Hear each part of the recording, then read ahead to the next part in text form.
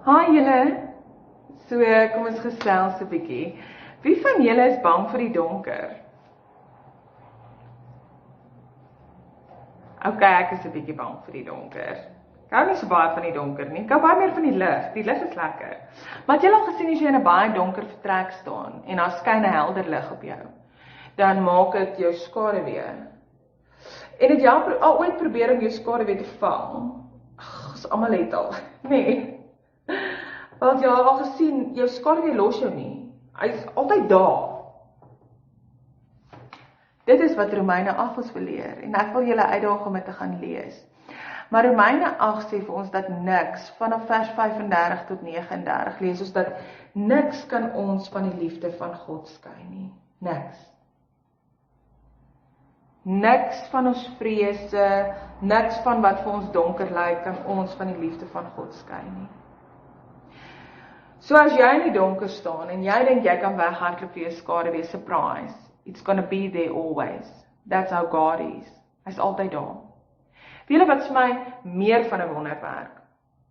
As jy die lig afsit, en jy staan stoksiel alleen in die donker, beteken dit jy het nie meer skaduwee nie? Nee. Jy het steeds 'n skaduwee, jy kan dit net nie sien nie.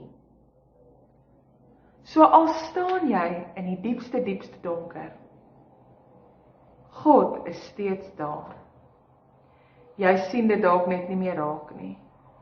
En daarom wil ek julle so 'n bietjie motiveer om weer God raak te sien in julle lewe. En weet dat niks, maar niks kan julle van die liefde van God skei nie. Hy woon in julle en hy is die heeltyd by julle. Vertrou op die Here. Amen. Here, dankie dat ons kan weet dat niks ons van die liefde skei nie, en dat U altyd by ons is, en dat U soos 'n skaduwee ons nooit sal alleen los nie, en al is dit rondom ons geweldig donker, is U steeds daar. Here, dankie daarvoor. Ons vertrou op U en ons is oneindig lief vir U. Here, wees by ons en gee dat ons altyd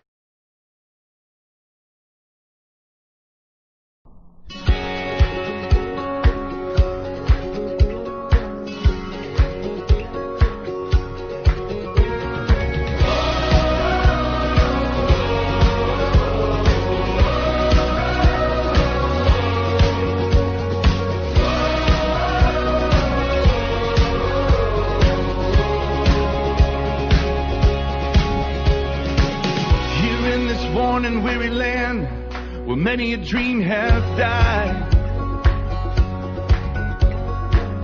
Like a tree planted by the water, we never will run dry.